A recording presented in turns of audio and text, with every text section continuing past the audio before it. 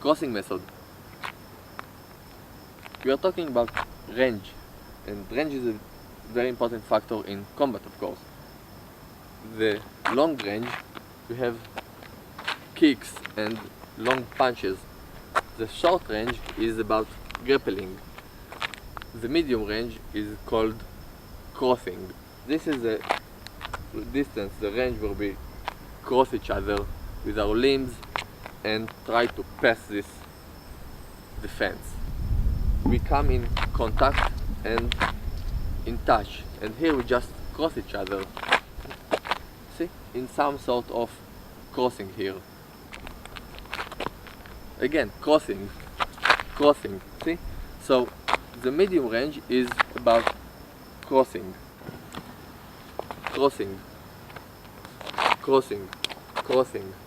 see? We just cross each other with our limbs, and this is why it's called crossing.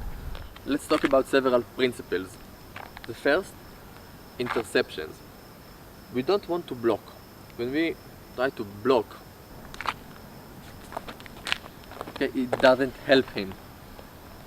So instead of blocking, which leads to nothing, we just want to intercept his attacks. When I intercept, I have advantage. It's not me on the defense, blocking and going into this hedgehog state.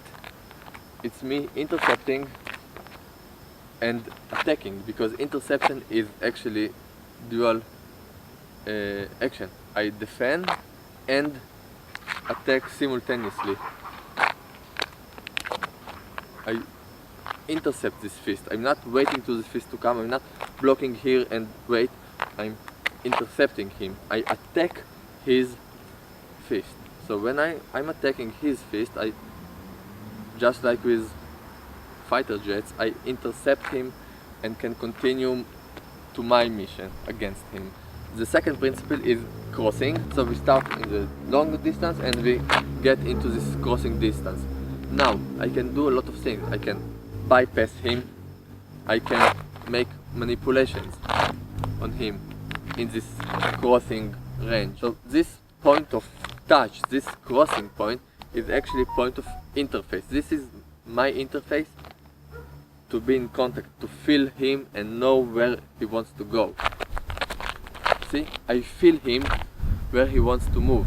I know if he wants to go down or up, and then I will do the opposite. The principle of 2-on-1 is about having more tools than he has in every point.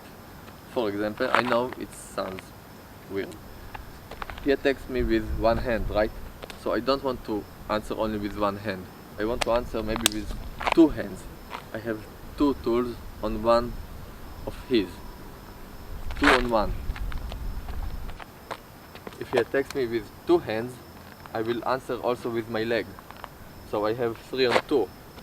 But I want to have some sort of control, and the best control is by having more than one tool on him. I can use the body and the hand, and then I free my hand. So I use a crossing method to free as many tools as I can while I'm operating as many tools as I can simultaneously.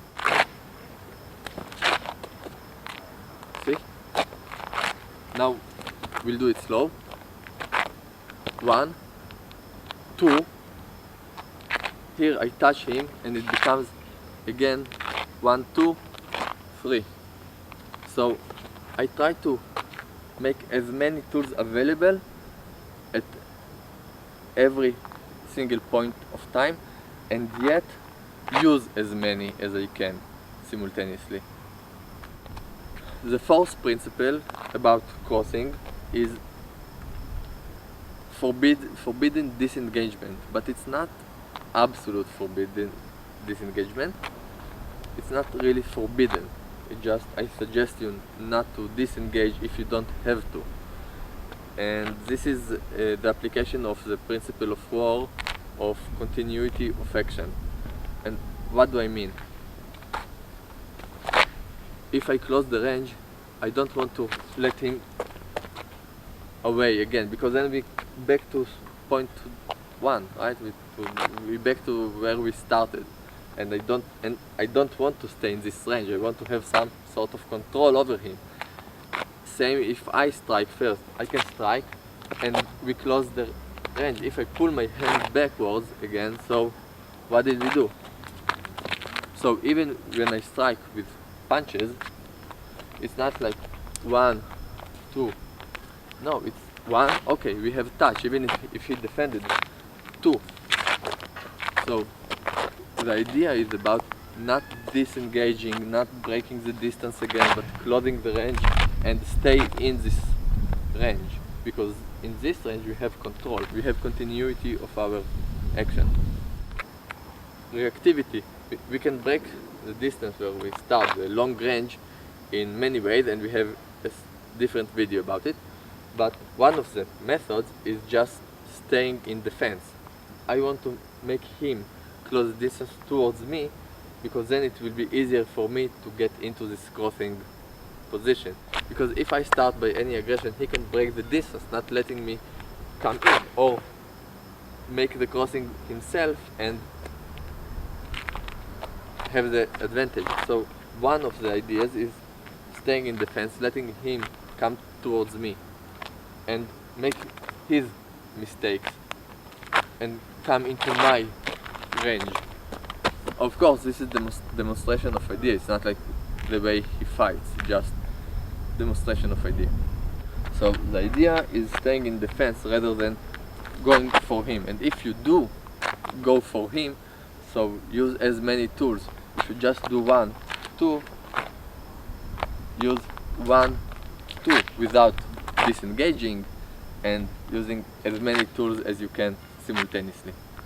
The 6th principle of crossing is about sliding in. When we have contact, or even before we have contact, I want to slide in. I want to be able to come in touch and slide over him. It's not like I'm just pushing him. If I push, I slide. You see what my hands do?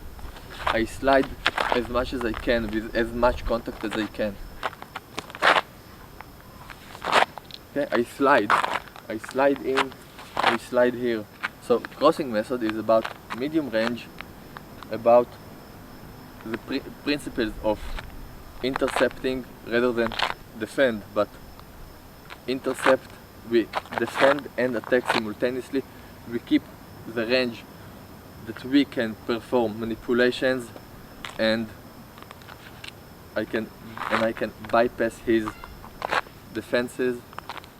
We use as much tools as we can simultaneously without giving him the opportunity to use more tools than we want to.